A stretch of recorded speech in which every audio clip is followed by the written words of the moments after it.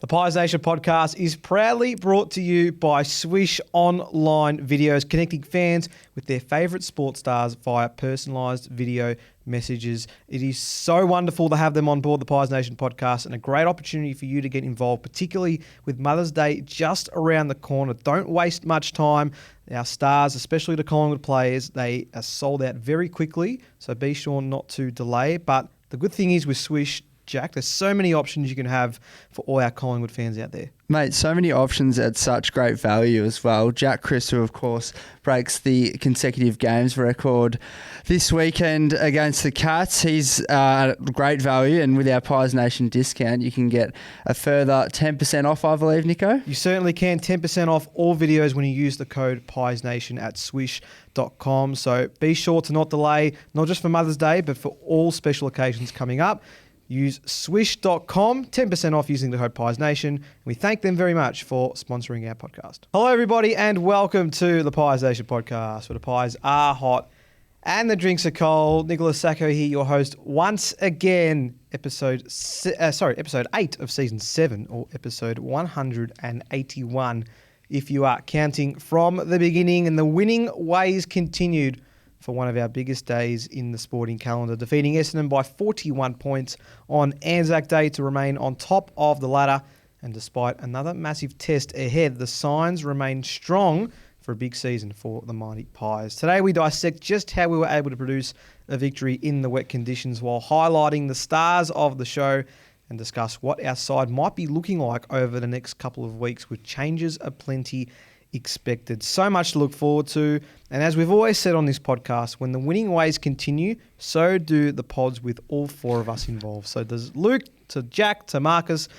Welcome, boys, and reflecting on what is, first of all, a privilege to have Collingwood be part of Anzac Day. We know how important a day it is for the nation, but to see us produce another convincing display, Marcus, I mean, this has just become a really special campaign so far. Fellas, how about them Magpies?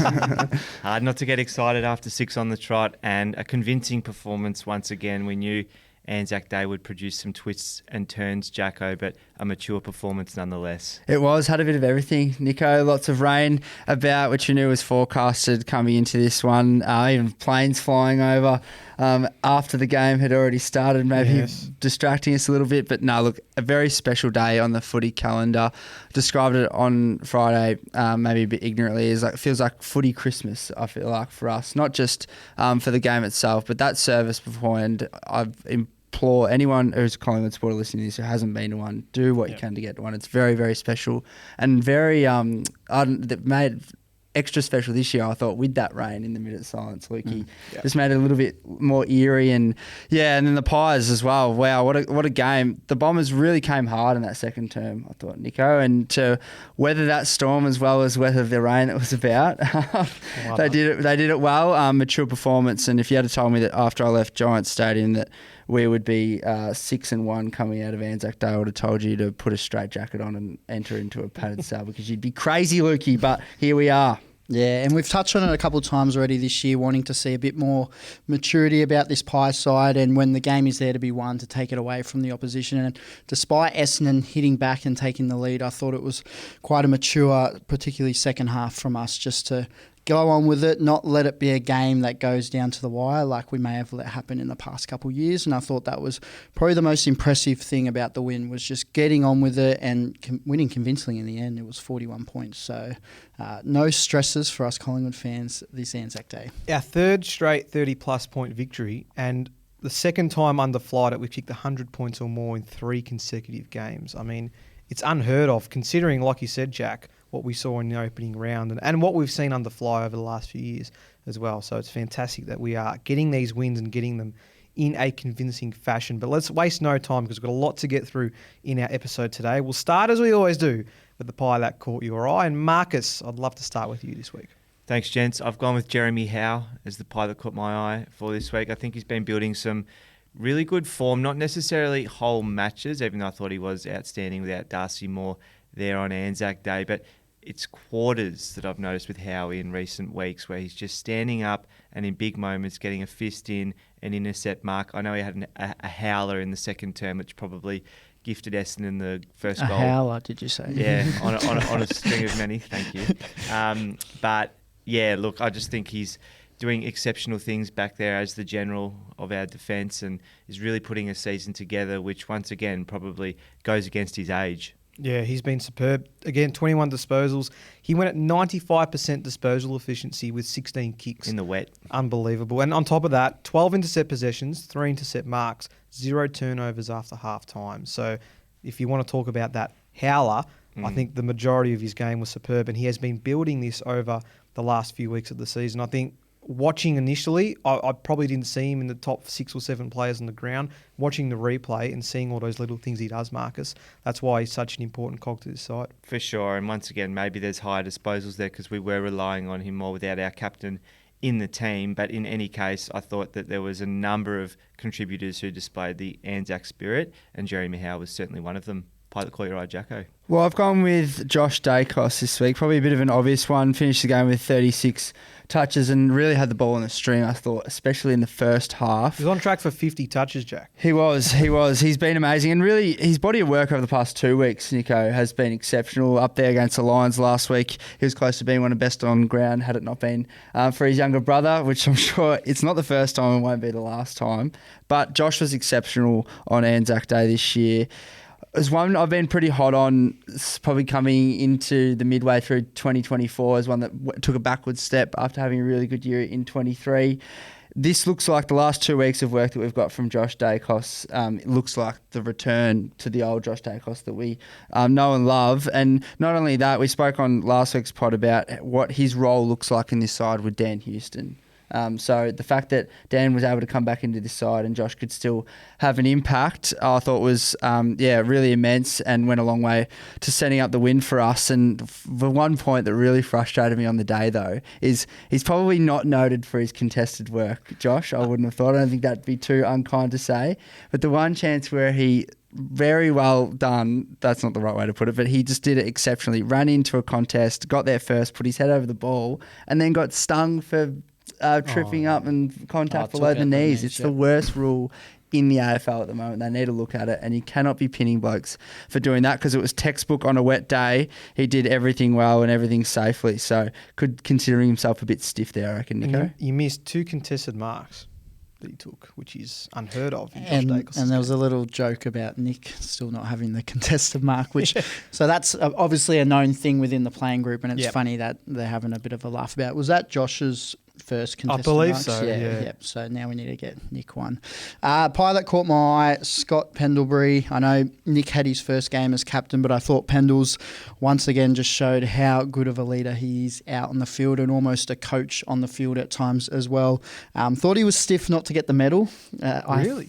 He was my prediction, so I'm probably a bit of bias towards that, but thought he had an exceptional game, just had important touches at important times, and just watching, I was up level 4, so I could, watching everything, but just the way he moves about, pointing fingers, directing traffic through each contest is just a marvel to watch, and sort of treasuring these last few years, I think, with Pendles right now, because we never know when it might be the last time, but still absolutely flying as Pendles. Another 31 touches as well for Scott Pendlebury, so you're right, just continues to fly under the radar. And just super important, I thought, when Essendon were trying to take the game back from us and just steadying the ship out in the field. So many players that I felt like I could have chosen, and those 3 for the examples that you've given are reasons why I could have gone for them as the pie that caught my eye. Steele and Nick are obvious, and I'd love to talk about them in a bit more depth. But we've seen many times this year that little moments in matches have helped us gain momentum and really build things to the way that we have over the last few weeks. And that happened with Bobby Hill, that I felt on Anzac Day. 0 touches to half-time. I think he gave a free kick away. He was -3 in the AFL fantasy stats for those that were playing along at home, and just really struggled to impact any of the contest. And it was at a time where Essendon were coming pretty hard as well. Gets a little bit further up the ground, ends up having a scoring shot. It's a behind. Then the Bombers hit the front early in that third term, and you just feel like the game's on a knife's edge, and you just need something to snap that momentum. And then enter Bobby Hill. Kicks that miracle goal on the run, and all of a sudden his confidence is spiked. And sometimes as a playing group, and obviously I'm not speaking from experience here, but I'm sure players see something like that happen on the ground and just get a bit of a boost and think, oh yeah, we've got this guy on our side. We can really make something of this. We go on to kick 5 of the next 6 goals in the third quarter, and we go on to win the game. And I just love that we're not defined by those moments that you could easily argue take you out of games and take you out of an opportunity to impact the contest. And I just love that Bobby Hill didn't let a really poor first half get to him and that he was still able to have an influence on the match. And I just loved seeing him continue to do all he could. He ended up having 6 score involvements for the afternoon. So it just goes to show that it might not be your day, but it can be your moment. And we've seen that a few times already this year with a couple of other players. And I just love that Bobby was able to find that miracle goal and help kickstart a pretty important run the game. And I'm tooting my own horn here, but I brought up this exact point, I reckon, 3 weeks ago, in terms of he just needs a moment, literally, and then all of a sudden the team goes on to have this huge momentum swing. He also tapped a ball to Nick out of the centre square, which then ended up into Goey's lap in the goal square. So it was score involvements, not just direct scoring shots from Bobby Hill coming off that that switch in momentum, as you mentioned, Nico. So absolutely huge, and we don't need him to have high disposals to have high impact. I think that's the key with Bobby Hill. Yeah, absolutely right. Yeah, I just forgot about that. That probably wasn't even top 2 or 3 goals for the afternoon. I was going to say that was my play of the day. Was that when De Goey marked it in the square? Yeah. Just the run from Nick, and still don't know if he was having a shot or not, and kind of just shanked it. But even for De Goey, I thought, again, had a bit of a 50-50 kind of game, but got thrown forward and all of a sudden was having an impact in that forward line. I think that's where we're kind of sitting with him at the moment. He's kind of struggling in the midfield, but you throw him forward, he gets a moment or two, and all of a sudden he comes to life and brings the team to life with him. So he's probably in that similar boat with Bobby at the moment, where he just needs to take his moments and it can lift the whole team. The way that Nick celebrated that pass to Geordie and pointing and giving kudos to Bobby in that moment was as if Nick was the one that went back and slotted the goal. That's just what I mean again about what the things that the players are appreciating. It's not just getting the goals on the board. It's those little things that we've seen over the last few years as well. And it's the other end of the ground too, where we're celebrating spoils out of bounds like we would a goal. So I'm loving the Oleg Markov effect from last season and maybe the one before, where it's each end of the ground that we appreciate our efforts because our defence creates our attacks, as we know. So I'm glad we brought up some unique players for the Pie that caught our eyes, because I think they were just as important to highlight as the 3 that I'm about to mention. And the first one I need to mention is a man that was the unanimous Anzac Day medalist in Steel Side Bottom. 35 disposals, 22 contested possessions, which is a career high, 15 clearances, which is a career high, 600 metres gained, 4 tackles, 7 inside 50s, the number 1 ranked Collingwood player for pressure. We are seeing a very special version of Steel Side Bottom right now. I arguably haven't seen him play a better patch of football than I have for the last 6 weeks of the season. It's Side Bottom 2018 2.0. It's peak Steel Side Bottom, whatever you want to call it. We are seeing something magical from this man. And you'd have to argue right now, not only would he be leading our Copeland Trophy, but boys, I think it's fair to say that he's putting himself out there as one of the most influential players in the competition right now. Well, we'll get to Nick Dacos Brownlow watch. I was going to say that. Still Side-Bottom Brownlow watch potentially. Seriously, all the pinching votes, as you alluded to, I think last week, Lukey, like there's going to be other players who take him off Nick this season, unfortunately. I don't think we thought it was going to be coming from a 34-year-old. That's all I'll say. But look, how clean was he on the weekend? It's been noted, but to be taking taps from the ruckman and just catching it as if it's a dry footy and then just palming it off with the other hand, it's a sight to behold, and it makes you wonder, could he have spent more time in the guts throughout his career? Because with his touch and his fundamentals, which I know they went to work with over summer with some of the older players, it's completely revitalised our midfield. It's probably giving Nick a season alongside Ned Long's effect that we probably didn't think was going to be this strong to start the season, Jack. For sure, and I think the way even opposition teams are starting to talk about us and analysts across the competition, the organisation piece about pointing, and Steele absolutely has a role to play in that, and what he unlocks for so many other players in Ned Long, Nick Dacos, Scott Pendlebury, and the like who roll through there. It's just absolutely massive. So not only having a massive season from an individual standpoint, but just really revitalising everyone, not just himself. What is frustrating about it though is, all the commentary around like us being too old, too slow. We now can say, well, what about this? And now the commentary immediately goes to, oh, well, we'll see in June, July, which we all know is not just a thing for Steele and Pendles, it's a thing for your whole list that everyone goes through at that period of time. So it's just important for us as Collingwood supporters, which I know we are at the moment, just to revel in this, because this is just such an anomaly, not just in AFL, but I think in elite sport, that you can have mature bodies and mature heads impacting a high intense game like AFL as they are now. So it's really, really good to see. And that's why while the injury list is where it is at, and we look at Pendles getting, starting as the sub, and it's going to happen with guys like Steele and Howie across the year, Tom Mitchell if he gets back in, is that we just have to be blessed with the injury list we do have at the moment, but manage things as they go and not think it's just going to continue the whole way. And I'm sure they know what they're doing behind the scenes and managing guys like Pendles and Steele in particular. But yes, just marvelling in what they're delivering at the moment, because it is exceptional. And it's almost like a throwback for all of us, just going back to the good old days of watching Steele, Swanee, Pendles go to work.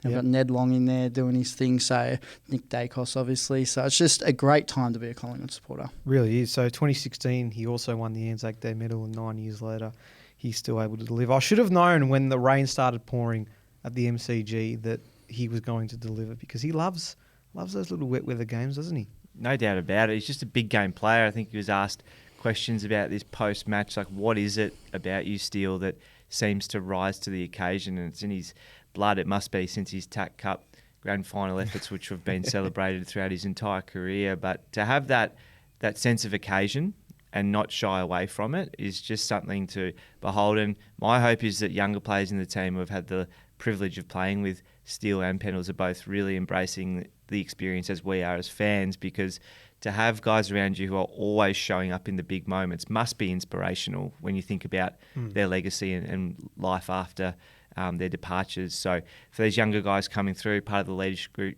leadership group and that sort of thing, I really think there's a lot in these performances that probably flies under the radar in terms of the example that's setting for the future. So it's huge on so many levels. Absolutely.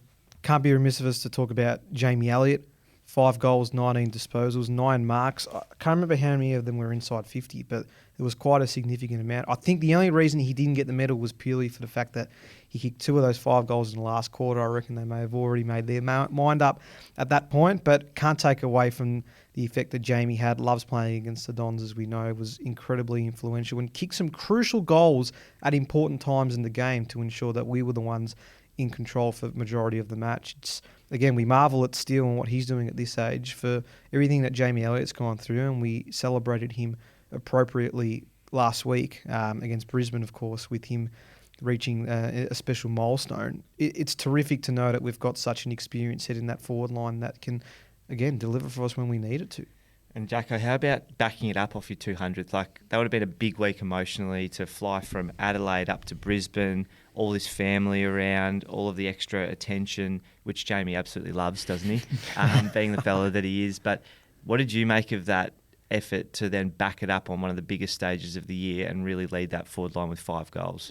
Absolutely huge. And again, it just goes to highlight that when it is their day, that these guys are still capable of popping up and taking control of the game. You speak of a Bobby Hill only getting moments in the game and still impacting. It's still nice to see that these small forwards in this team can actually essentially win the game off their own boot. I thought, pardon me, what was really good about Jamie's game on Friday was when he got his moments, he took them, and how now we look back in retrospect at 5 goals 1 as opposed to 2 goals 3, which is what was the case up in Brisbane in a game that we never really looked like losing, but there were plenty of moments on Friday where the game could have gone one way or the other, and we could have left the door ajar for the Bombers just to continue what seemingly was a tidal wave of pressure and just throwing the ball forward and wet weather, perfect wet weather footy, really. So Jamie to get his opportunities and nail them when he did was huge. I thought that goal in the last quarter, that set shot from about 45 metres out, was massive in the context of the game, and was also good for us to see that we can get that, to really take control of the game and go on with it and finish with what I thought was a really attractive scoreline. Yeah, I was just going to say, he obviously has kicked some real clutch match winners for us in the past, but at times has been a bit wayward with his goal kicking at times in matches when we do need a steady head to just drill one. And I thought kicking 2 goals in the third quarter, and obviously you said the 2 in the last quarter, just to ice things up, but just taking his moments when he has them and making sure he leads his forward line the way he does. One of which was his 300th senior goal. And that as well, yeah. Which is fantastic. Congratulations, Billy. The other ones, Nick, And of course, I mean, have we got another hour maybe that we can potentially talk about this man? Comes in as his first game as captain, Anzac Day, 92,000 people, and then sets the tone with a magnificent running goal to kick off the match. I mean, again, I don't know. There's no more words. I don't have any more words to describe him that we haven't said already, which is a great segue into Nick Dacos Brownlow Watch.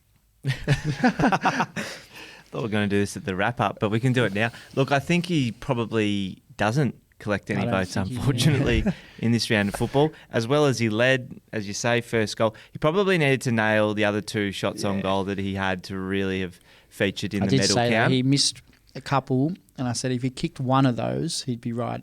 He would have maybe got a 1 or a 2. Yeah. It's just...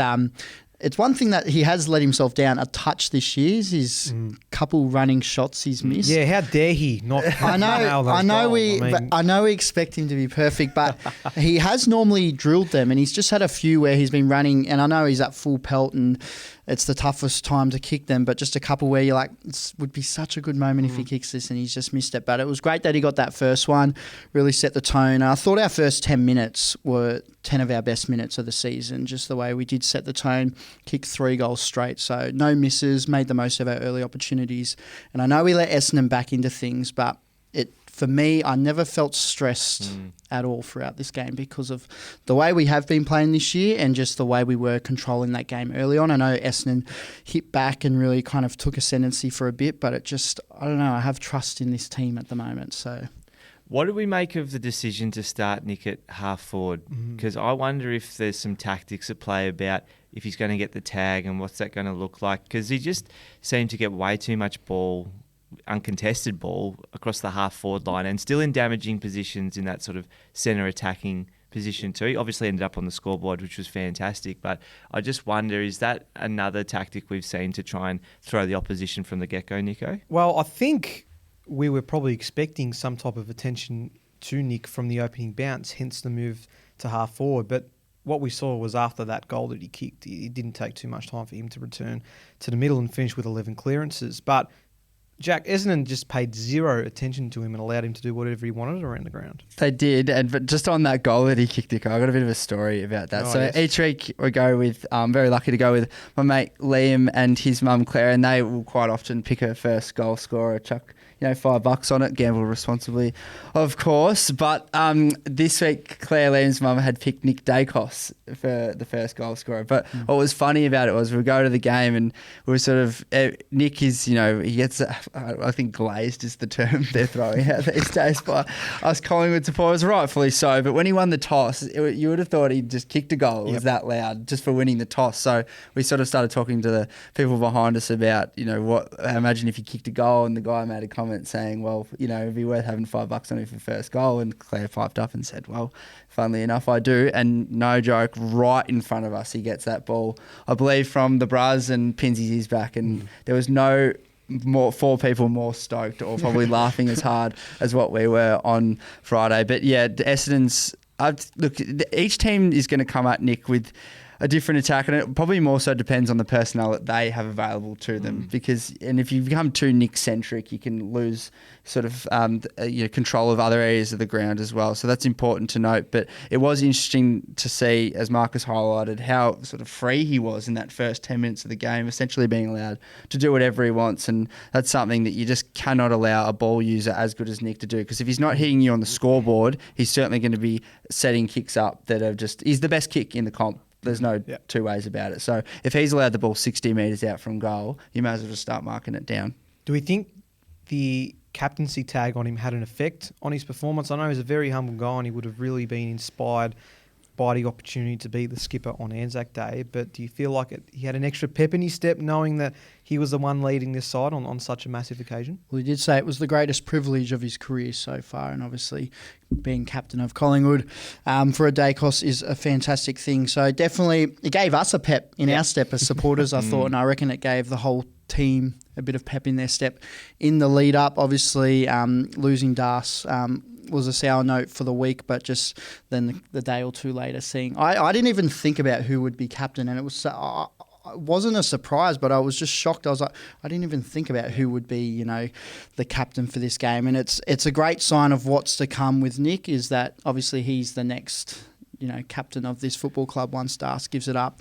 But yeah, definitely gave all of us a pep in our step, and Nick was certainly one of them, I reckon. And good to see, being Collingwood captain would be a weight in itself, but to be the Collingwood captain when you're not actually the Collingwood captain on Anzac Day of all days in the footy calendar, it was good to see that seemingly didn't affect the way he played his footy at all. I think that's a point to note. It shows a mature head on Nick's shoulders and ability to, take on the responsibility of the captaincy, but also still go on and play your regular game. But I think it shows just how this team just flows, and how everyone's a leader out there. And I think Craig McRae in some vision, I think might have, when he was giving Nick the captaincy or announcing it to the team, but speaking on that, there's so many guys out there with your leaders, and it's not just you're not by yourself out there. And obviously we've got Pendles and Steele out there and other guys, but there's leaders on every line, and it just shows that no matter who's captain of this team, nothing's going to change performance-wise. So I think that shows where we're at right now. You mentioned Darcy Moore, and it was a shame to not have him out there on Friday, and hopefully it is only that game that he misses and we get him back pretty shortly. But what did we think of the back line in his absence? We touched on Jeremy Howe and the incredible influence he had on the game. I thought Billy Frampton was still pretty serviceable despite that little run that the Bombers had in that second and third term, but overall still kept the Bombers to 66 points, which has been our average of points against so far in 2025. So that's a big tick. But what did you think of the defensive system, Marcus, throughout Friday's game? I thought the system held up really well and the team defence was still on show. I had to think about this, and for me, Draper and Moore was a bit like eye for an eye coming into this match. I know perhaps on talent you're not comparing them as likeable, but they could have matched up on each other very well throughout this game, and I just think that, they bring similar elements in terms of the culture for each side that are really important. So I was really pleased with how we stacked up, and I think that Peter Wright having to do more ruck work was also alleviating a lot of pressure for us, because otherwise young Nate Caddy was really the other tall option. Yes, it was a day for the small forwards, but I think Quainer, Houston, Perryman were all excellent with their ground ball efforts and the contest they provided, and went a long way to us stopping those forward thrusts and turning the ball over, which we scored a lot from. So a really successful day overall. How good has Isaac Quainer been this year, fellas? Yeah, and it doesn't radar. pop off the stat sheet this week with just the 10 disposals, but you feel like he is another one of these ones that set behaviours from 2023. He looks, in that sort of form, if not even better. He's as quick as we've seen him. He seems to be backing his game more and more as the weeks go by. So really loving what I'm seeing from IQ. He would have been the pilot caught my had Marcus Pinch, Josh Dacos. I think I would have gone with IQ, because I've just been really impressed with his body of work over the first 6 weeks of the season. Yeah, he certainly has definitely improved from a bit of a quiet 2024 campaign. So great to see him amongst many Magpies that are on the rise again this season. Staying tactically just for a moment, one thing that I saw that really intrigued me was our composure with our efficiency despite the wet weather. I think that was a key difference in how the game turned out. We didn't let that take away from what we wanted to do in terms of those short kicks around the wings at half forward and then trying to find those 45 angles going closer or deeper inside 50. I think the fact that we remained steadfast in building ourselves up through that way was something that I felt, really contributed to the win. Maybe Essendon were expecting us to just bomb that ball long and deep inside 50 and hope that we were able to take a mark. In those conditions, that's always a very hard thing to do, and hence maybe we didn't see Myercheck or McStay, which we'll touch on as well, impact the contest as much as we would have thought. But I just love how disciplined we were, Marcus, in ensuring that those kicks had meaning, even if they were short 15, 20-metre kicks, to eventually lead to either set shots on goal or forward half stoppages to get us on the scoreboard. Yeah, I felt like we wanted to go wide, as we have done at certain points throughout this season already, and we wanted to hit kicks which were, when the Dons had some sort of organisation defensively, like obviously if we're in transition, you just want to get it in as quick as possible. But yes, I remember Ned Long setting up for goal off one of those types of kicks, and I feel like even Nick Dacos' first goal of the game, like we're really trying to focus on getting quality entries rather than just bombing long, and it's really pleasing for that directive to have gone to the team, because we weren't expecting Myercheck or McStay to have a big day as a result of that. I know they'll probably like looking poor on the stat sheet, but it was wet. So we need to find other avenues to goal, and we did that really successfully. So from a tactical standpoint, Jacko, do you think that suited the weather, or this is actually something we should be trying to emulate week to week? Because I think it's really effective. Well, it absolutely is effective, and important to note that we didn't get sucked into that wet weather style of footy. When the Bombers came storming back into the game, you felt as though the game was going to shift into this real contested ball, territory meter gaining contest, and for us not to get sucked into that and still stick with what Marcus has just done so well in highlighting there with real high quality genuine entries as opposed to just blazing away and hoping for the best. I thought it was really, really important to note that we stayed mature, we stayed to our game plan despite the weather, despite the game evolving into a way from how we want to play, that we still maintain that and we were still able to make it successful on the day. Because I was watching the KO Mini this morning, there was Jordan De Goey early on in the game. I think there was a moment he got the ball about 60 out and he really just stopped and propped. And you would normally go, just get it in there. Like we had moved the ball pretty quickly to that point, and he waited and waited and waited, and you think we're going too slow here.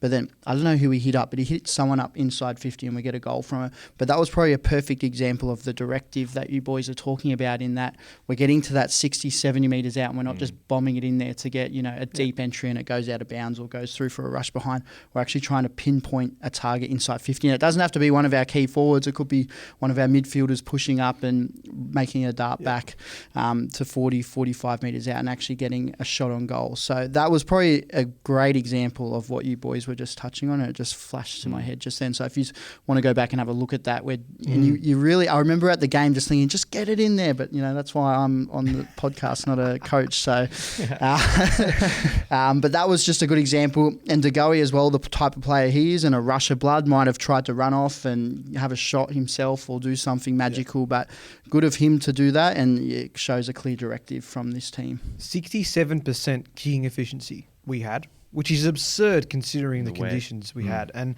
on top of that, we had 32 forward half intercepts that turned into 43 points on the scoreboard.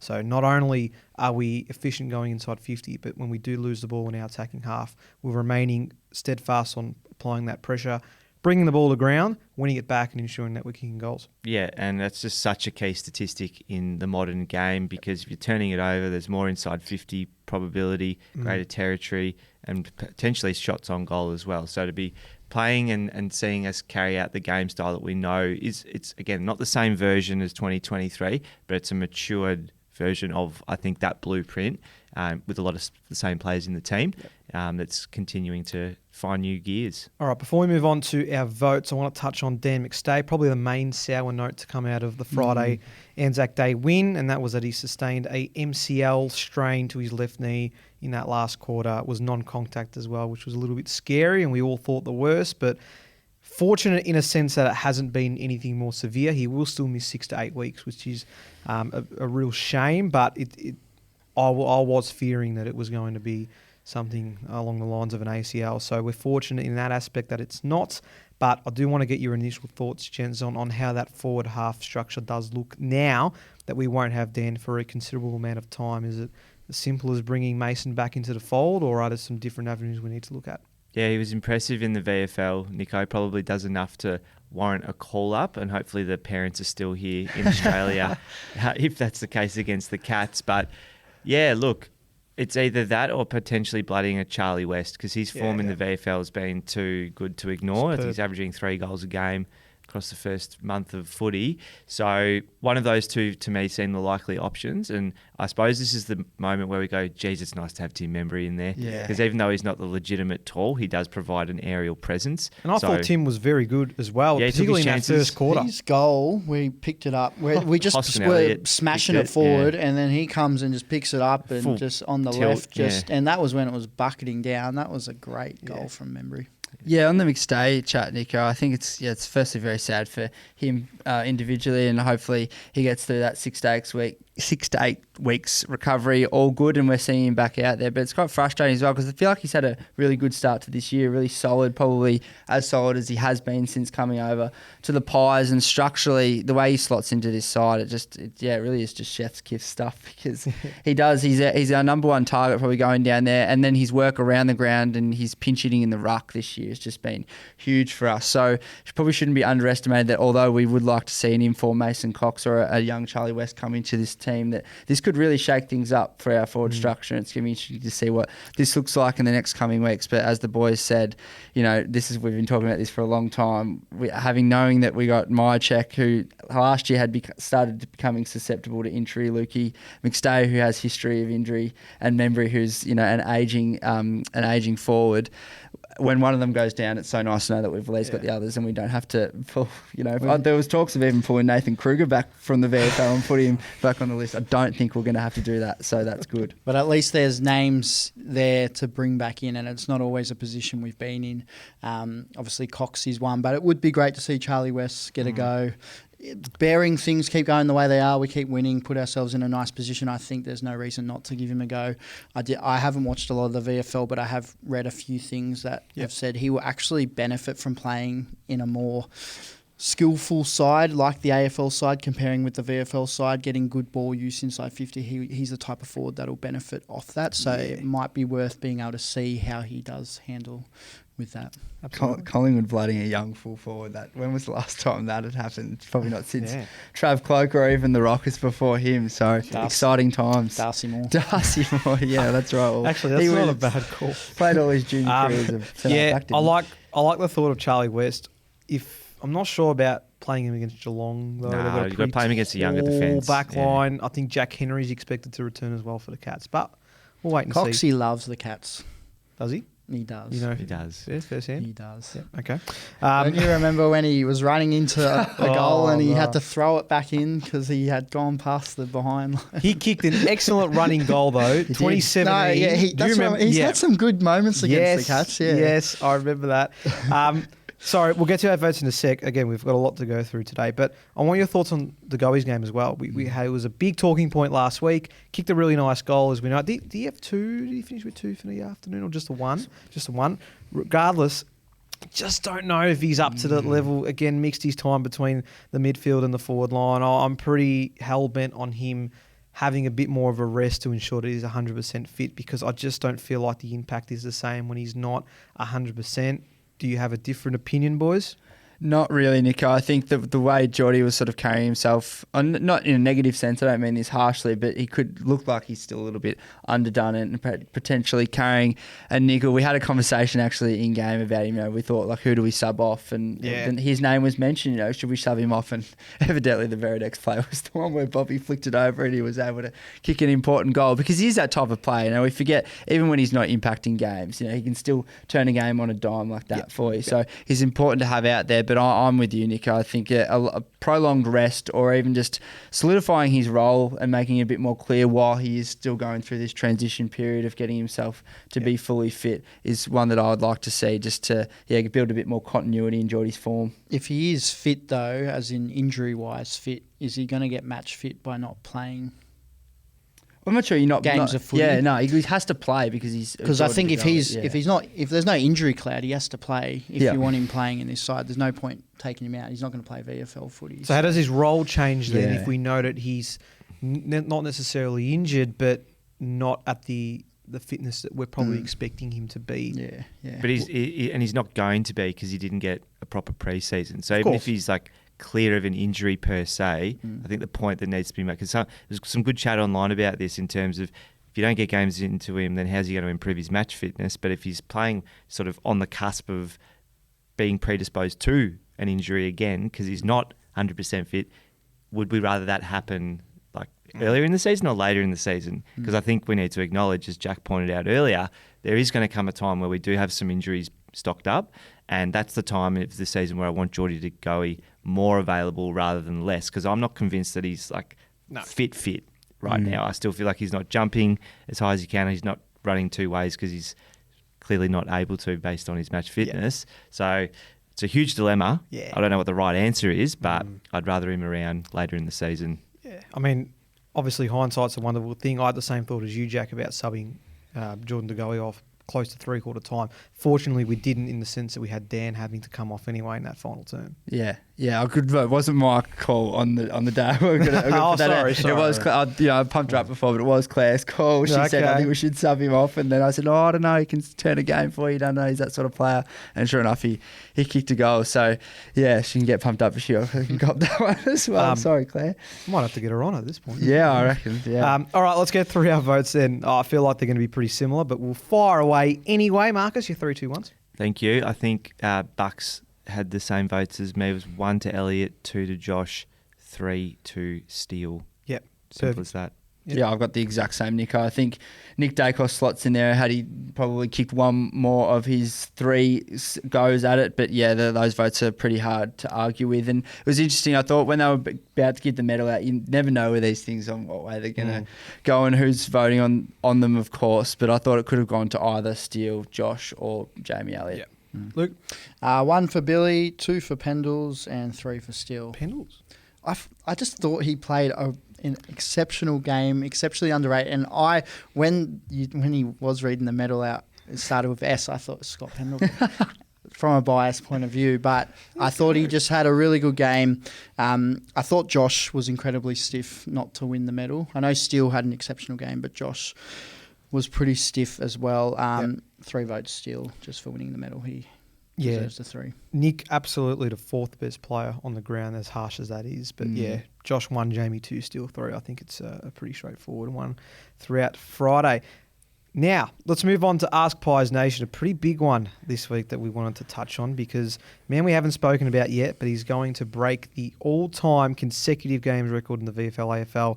Is Jack Crisp, and we absolutely love him here on the Pies Nation podcast. He was our very first special guest all the way back, I think in our 5th episode it might have been, when he was able to jump on, and he has been an absolutely outstanding contributor for this side for many, many years, a premiership player, 2-time Copeland Trophy medal winner, and we are just so privileged to have him as part of the team, and we thought we'd go through some of our favourite moments throughout Jack Crisp's time in the black and white. And before we get that from the fans from Ask Pies Nation, just a quick note, boys, on how amazing he has been since coming across to join the black and white. Yeah, he's just become like, Collingwood's playing, Jack Crisp is playing. Like, it's just ridiculous how many times he's shown up on the team sheet. And I think it's been highlighted too to be that resilient. There's definitely been games where he's probably touch and go, but I feel like once he got that appetite for the consecutive games, he was probably starting to eye off some records, and that's just led him to prepare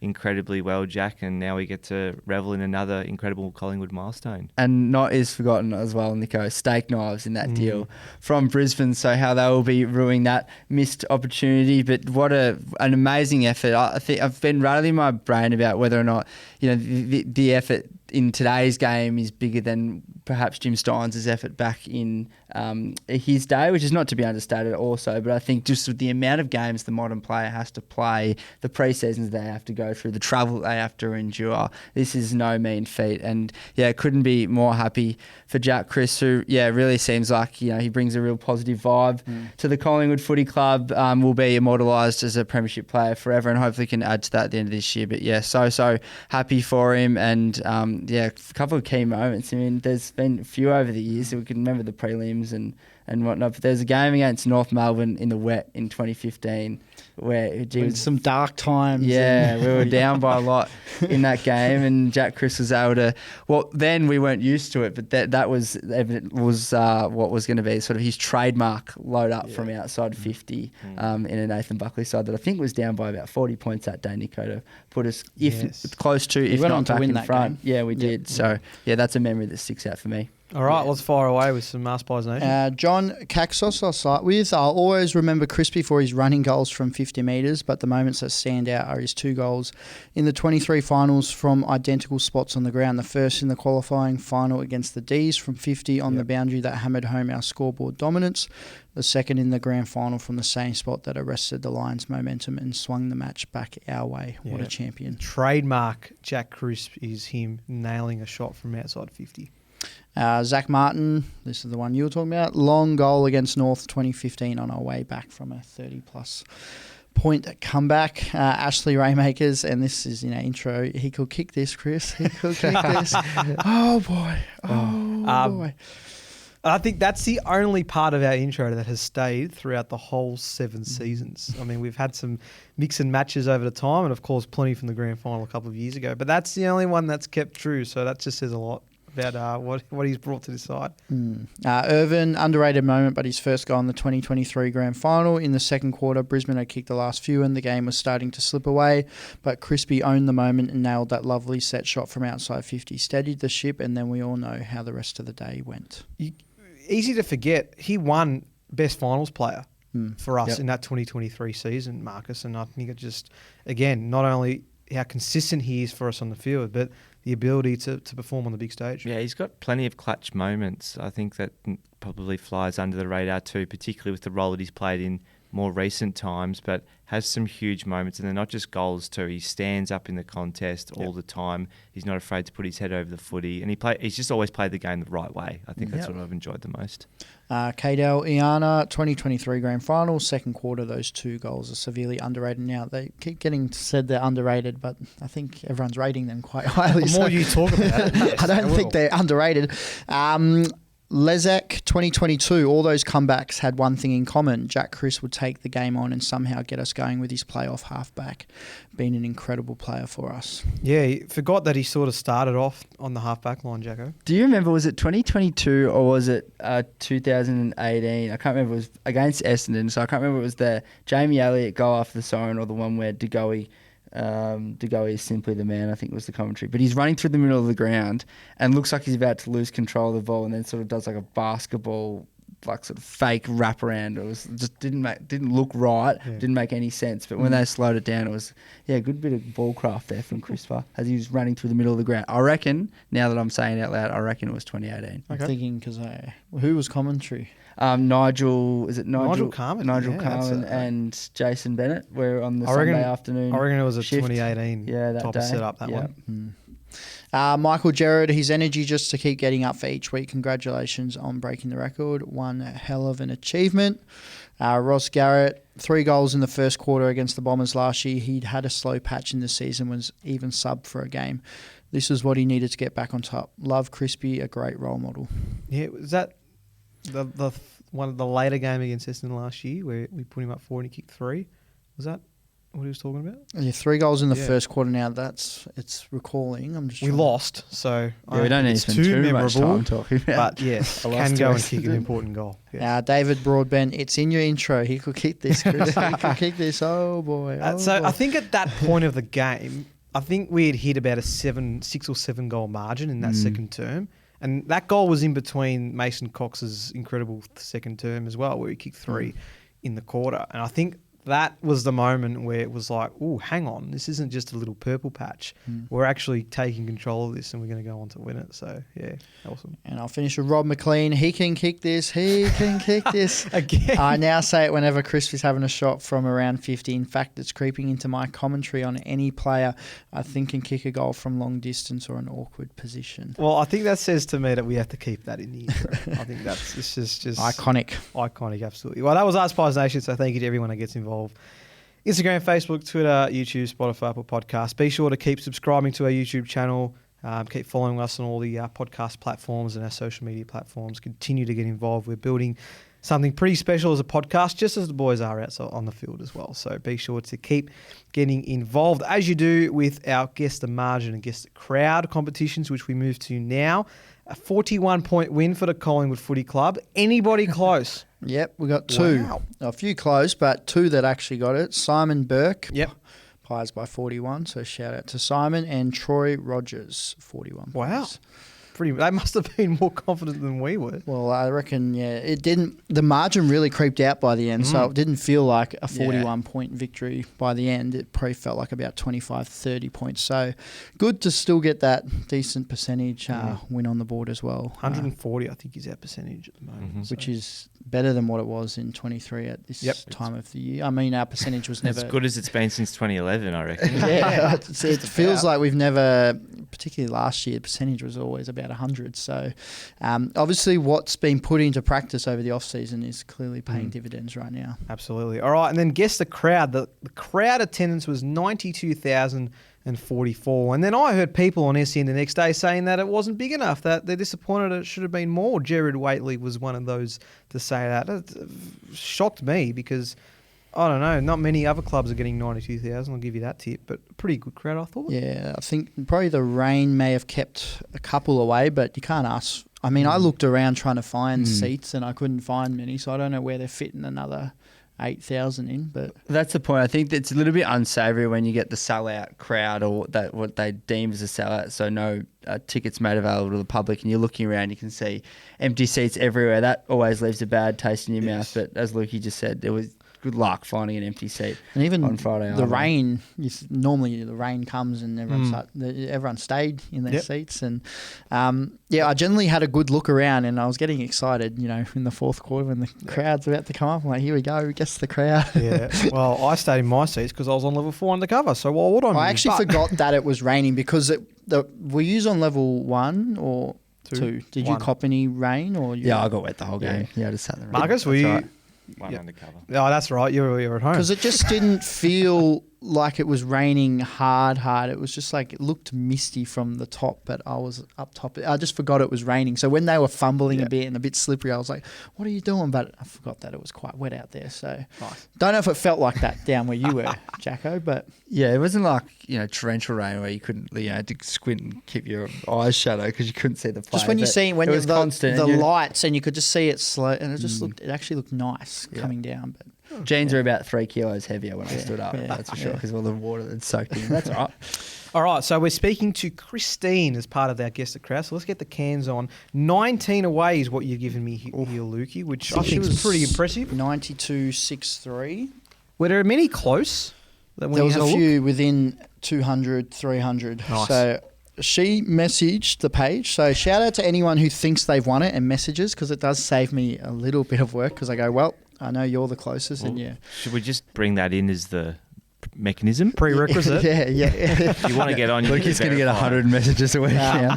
Only if you're really close, because the way it works is, all right, she's 19 off. Now I've only got to look for anyone who's within that 19. Yes. Whereas if I don't know, then I'm like, 150 off, find someone who's 120 off, and you kind of keep bringing it down. Yeah. So shout out to anyone who does think they've won it. Just don't, if you're 1,000 off, don't bother, because I reckon you won't be winning. Let's just make Lukey's life a little easier, everybody, and do that. All right, we're going to chat to Christine. Let's give her a call.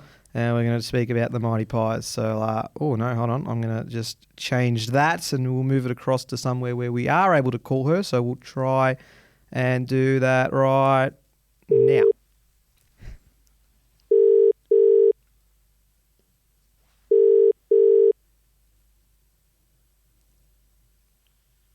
Hello. Is this Christine? Yes, it is. Hi. It's Nicholas here from the Pies Nation podcast. Welcome and congratulations for being our Guest the Crowd competition winner. Thank you. Very exciting. I've been entering since I reckon you guys first started doing it, and finally I got there. So 3 or 4 years in the making. Very impressive. Now, you were 19 people away from the crowd, which is a pretty good effort. Do you have a method to the madness here?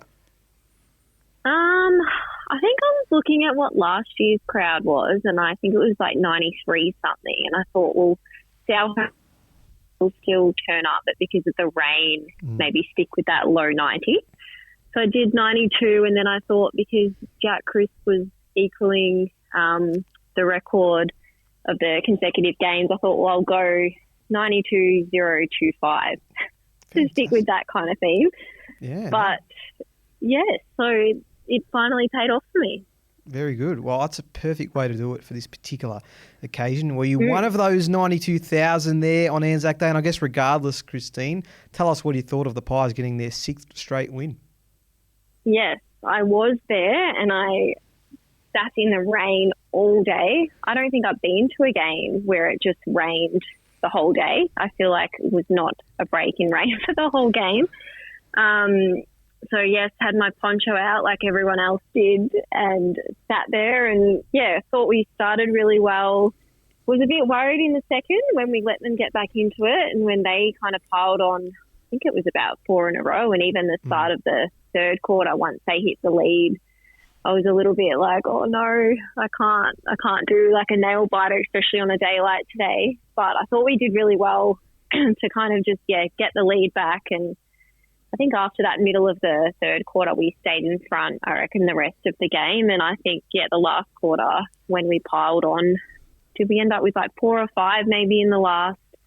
I thought that was really well. And I liked listening to that behind the scenes footage that came out. I think it was today of Fly after the game, just talking to the players, saying in the past we probably would have only just hung on by, a goal or a few points. But Collingwood now is able to really run out games well and put on a few more goals and to end up winning by, what was it, 40 something or 30 something.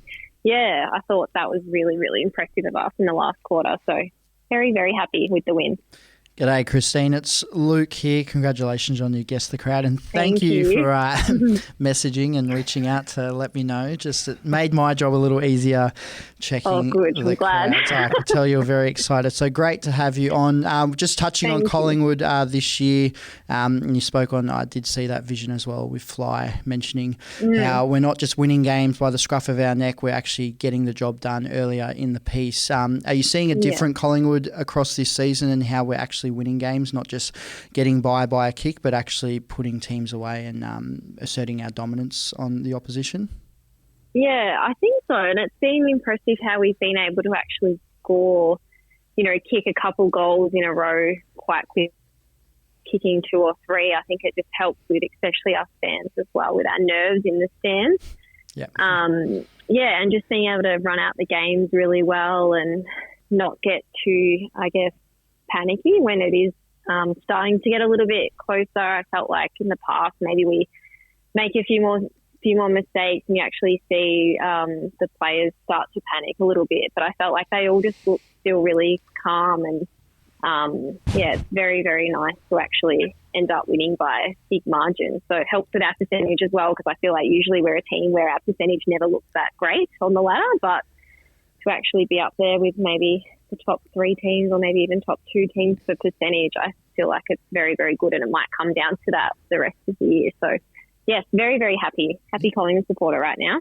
It's massive in the context of our season, that's for sure. Christine, just Jack here. Thank you so much again for coming on. We spent a lot of time talking on the pod about individual players, lauding them for their efforts, but a name that's popped up in the last few weeks fairly frequently is Jordan De Goey. How do you see the rest of his season unfolding? We feel, may potentially could be carrying an injury, and, what that looks like for his position on the ground or even his position on the team. Do you have any thoughts on what that could look like over the next few weeks?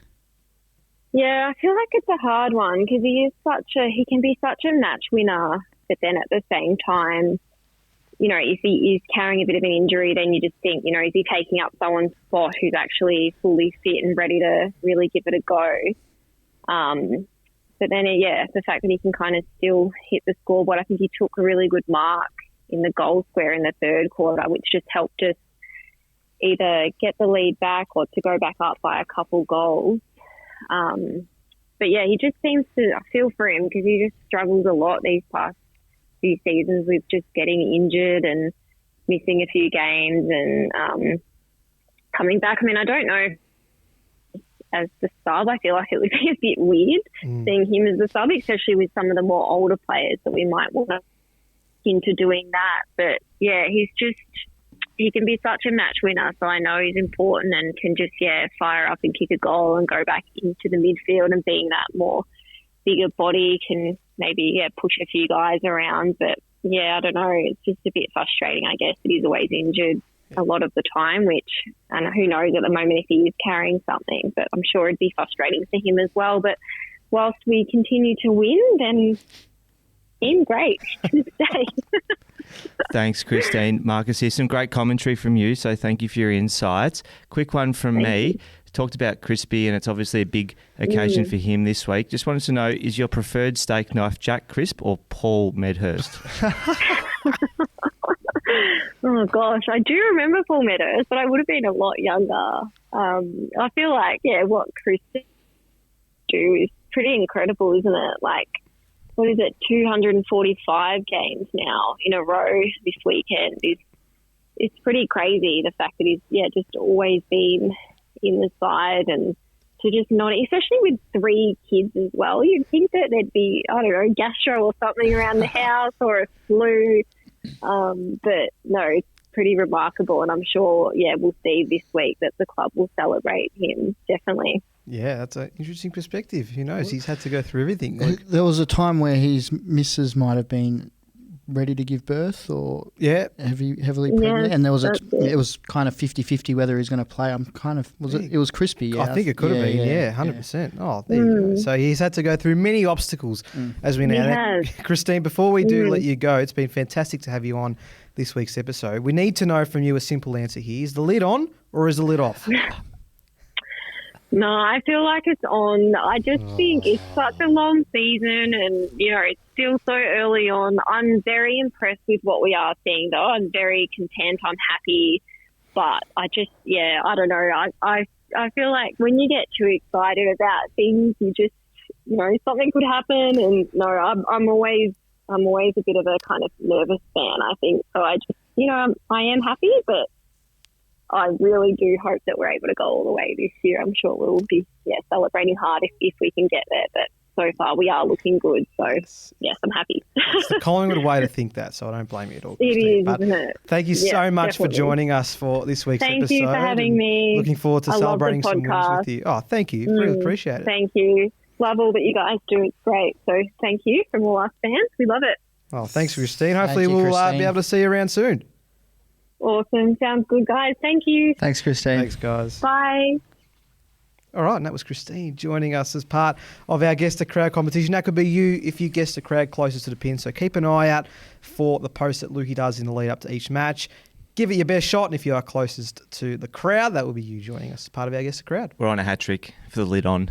Yeah. We've won 6. So maybe we need to calm down a little bit. Do you think the fact that we won it 2 years ago is just keeping everyone a bit more relaxed this time around, in that we're not running away with it and getting too excited like it's never going to happen again, just kind of keeping us content and like knowing it's such a long season and what we've been through as fans is, and I feel like that's flowing through the playing group as well, is like it's business at the moment. I don't know. I feel like it's probably the opposite, because Collingwood for so long has been starved of success on that final day in September. I mean, we hadn't won a flag in September since the 50s. So I think the fact that we've got a blueprint of what it looks like now, and we're constantly saying it week in, week out, how similar it looks, and this looks like 23. So I think a lot of, not me, I'm the most pessimistic supporter of all time, and Nico's nailed it with that just being a Collingwood trait. But I think because we've got that blueprint of 23 and we've seen it all together, I think people are more inclined to get excited now because they've already seen it just recently. Yeah. Now, before we move on, you may have seen on our stories over the last couple of weeks that we've been getting fans to not only give us our Ask Pies Nation tips and comments, which we do love each and every week, but we want to start to hear your voices even more so. So we thought we'd introduce a new segment. It's slowly growing, but we want to get as many as we can coming through. And I want to just play one example for this week's edition before we keep moving on. It's called Speak Pie. Speak Pie. Oh, Speak Pie. Oh, okay. We haven't had a title for it yet, so I don't mind it. All right. We'll go with that. But I want to give you an example of just what we're trying to sort of garner. And, we want to get those immediate reactions from you post-game, or your thoughts about a particular play or the way we're going about it, or just general lids off type of comments, which is what we really love to hear. But I want to give an example. So this is Jake Keisha, who sent this in just moments after our win on Anzac Day. So I want to play you a snippet. And as I said, this is what we'd love to get you involved in this type of new segment to continue to engage the fans with our podcast. So this is what Jake had to say. So we'll see what he brought to the table if it decides to load for me on time. This is really smooth here, so hopefully as it loads and I continue to pad, Jake will bring his voice memo here. Come on, I had this ready to go for half an hour and now it's deciding, okay, all right, let's just refresh. It always seems to work, but it will be more seamless than this, I promise you. All right, let's see how Jake goes this time. Hopefully it works. Boys, what a win. What a win. Never had a doubt on the boys tonight. Honestly, where do I start? Billy scoring 5. Remember scoring a couple on his first Anzac. Perryman, honestly, just unreal. Ned Long, spectacular. Elliot, spectacular. Membry, spectacular. Bobby with probably the goal of the year. Bruzzy with an insane performance. Nick Dacos every week, spectacular. Honestly, saying it now, I think I'm going to take the lid off. The lid's coming off, boys. I think we can do 2023 again. But yeah, boys, what a win! Never in doubt. Hopefully one day I can make it onto the pod. Anyway, boys, go the Pies. It just transports you back to Friday, doesn't it, when you get that immediate raw reaction? A few sherbets for Jake. Yep. For Jakey boy, I think So that's what we want from you, the fans. So when you see the post from Lukey post-game, that's the type of commentary you want. If you want to keep saying the lid's off, we welcome that. If you want to say the lid's on, tell us why. So we'd love to keep getting that engagement for our fans. So thank you very much. Let's move on to the VFL report now, Marcus, as we take the cans off.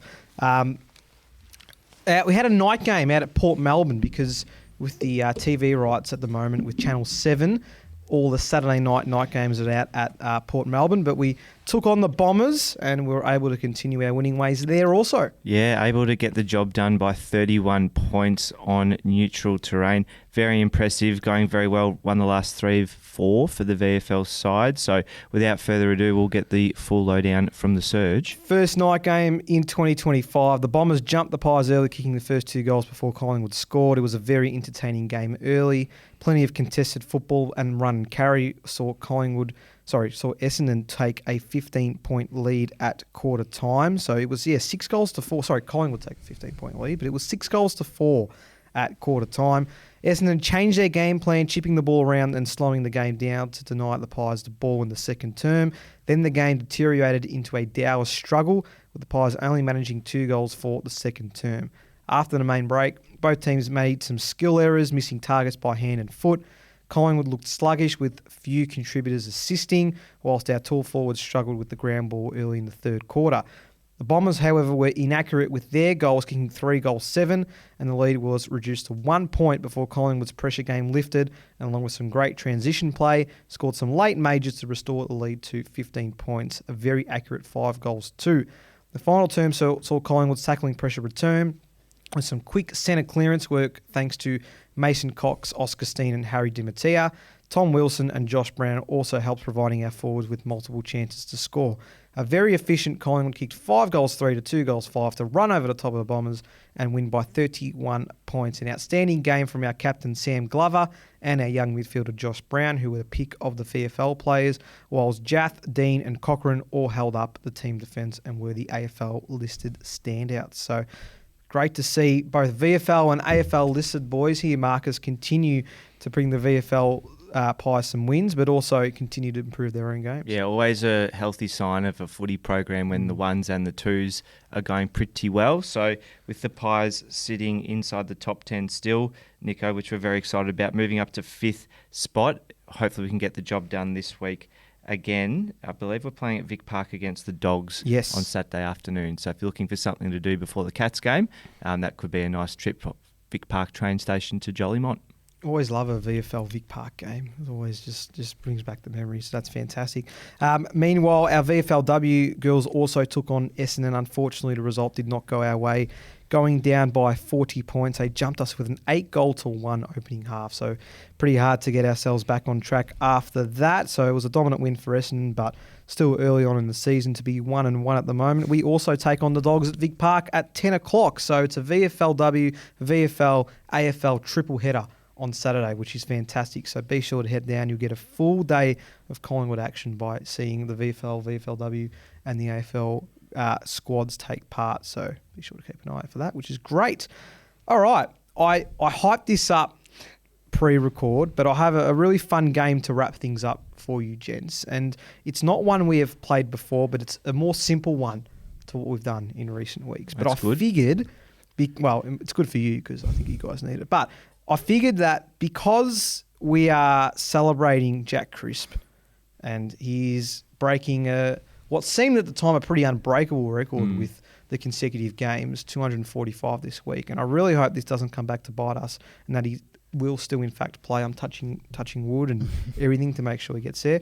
But I thought I'd do a quick little Crisp quiz for you all. A quick little Jack Crisp quiz. He's been around long enough, so I thought I'd ask you 10 questions about Jack Crisp to see how much you know about our record-breaking man. Nice. Trouble. You said this would be simple. 10 questions. I'm scared. Are we going at it as a team, Nico? Yeah, as a team. Cool. Side by side, Jack. Yeah, No, I like it. press the buzzer. I don't have that technology just yet, unfortunately. All right, so just 10 quick questions. See what you know about Jack Crisp. Cool. All right. Question 1. Who does Jack Crisp have the most wins against in his career?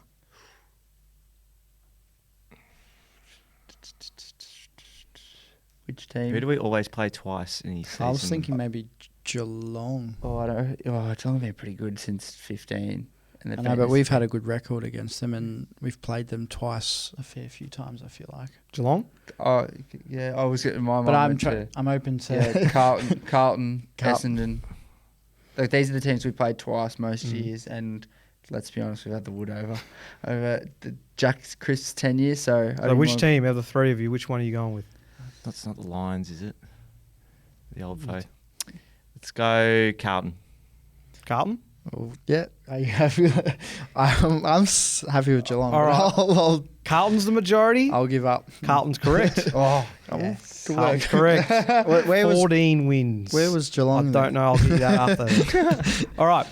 Achieving it 3 times, what is Jack Crisp's career high disposal count in a game? 30 plus for sure. 37. 35 plus. 37. Yeah. 37.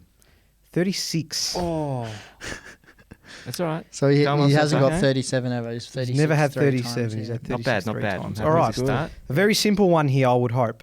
We've mentioned it all day. How many goals did he kick in the 2023 Grand Final? 2. Nice. 2. Yep. Very good. 2 from 3. His debut for Collingwood was in round 1 2014 against which team? Oh, I know. It's on Freo in 2014. We played them in round 1. And we got actually, yeah, was it Freo under the roof and we got belted? No, Or did we play I know. someone No, I don't. Was 14? that game 14? I know that game. That was 13. Or was it maybe. the Dogs? No, That or they're both wrong.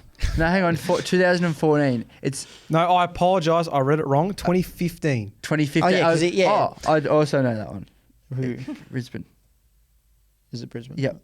Because Geordie to go from memory. Oh, because Dane Beams was playing first game against Collingwood. Correct.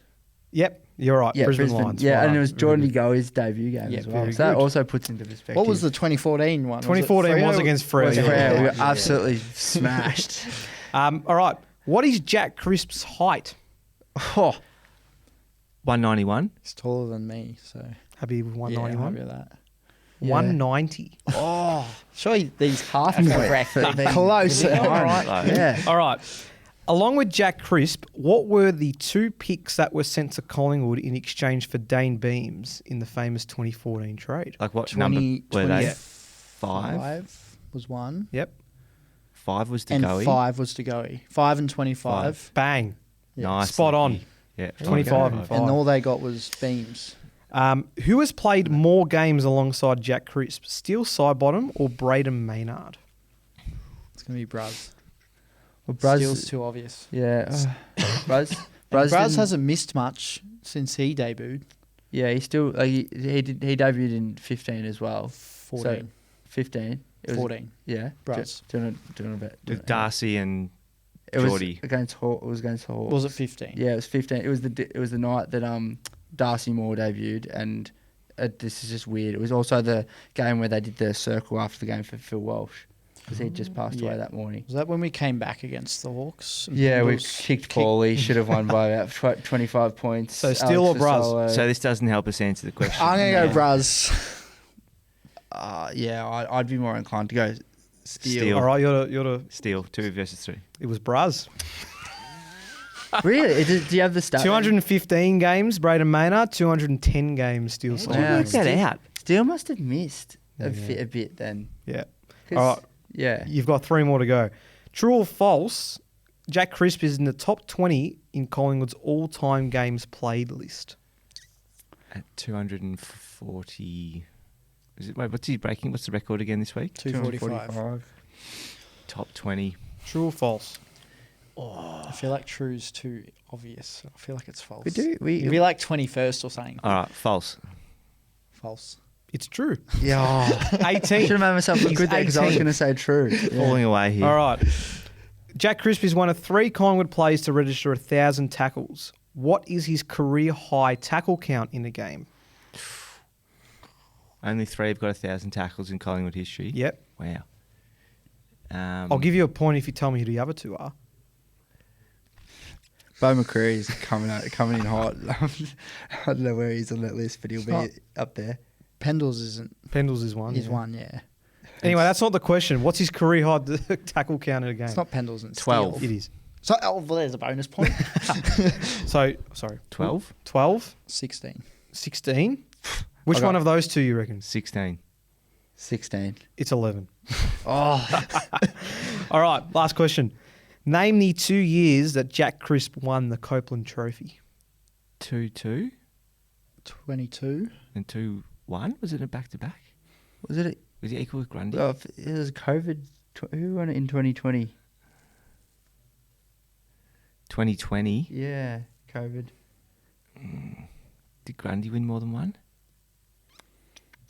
Grundy shared it with Steele in 18.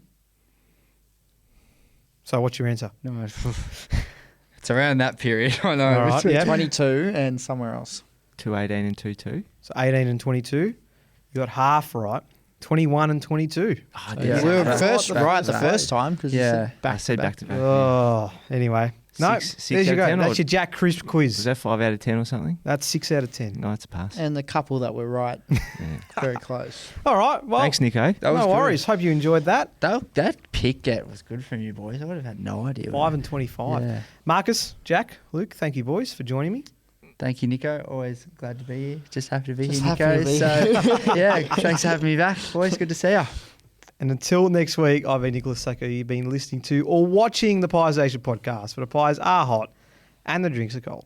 We love all our listeners and viewers across Australia that enjoy the Pies Nation podcast, but we love our overseas viewers and listeners as well. And one of those that have gotten on board are the boys and girls over at the North Texas Devils in the US, who are looking for players to join their sides ahead of the 2025 season. Based in Dallas, Texas, and established back in 2020, they're hoping to bolster awareness of Australian rules football over in the US. And any of those listening or watching our podcast that are heading over to the US at some point this year, the one team for you to get involved with is the North Texas Devils. We'll give you all the information in our subscription descriptions, I should say, across our podcasts and YouTube. But a great opportunity to get involved with some Aussie rules and teach the Yanks the best game in the world. And you can do so thanks to the North Texas Devils.